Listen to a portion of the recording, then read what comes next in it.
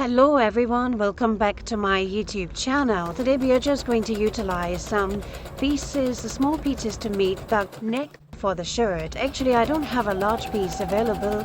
I have a shortage of the cloth, so that I join two pieces together and then make a neck, as you can see in the video.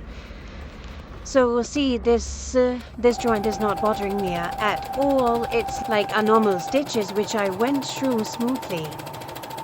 Now I will remove the pin which I have inserted for the proper gripping. Then we need to make some cuts so that it will facilitate us when we gonna turn up the fabric. Next step is to do the iron so that it will give us a proper finishing. I style it with a different stitch which I gonna teach you in my next upcoming videos. Try to sew smooth, even if you don't like it and you want to hide it, so you can hide it by means of buttons or with any veil or anything, right?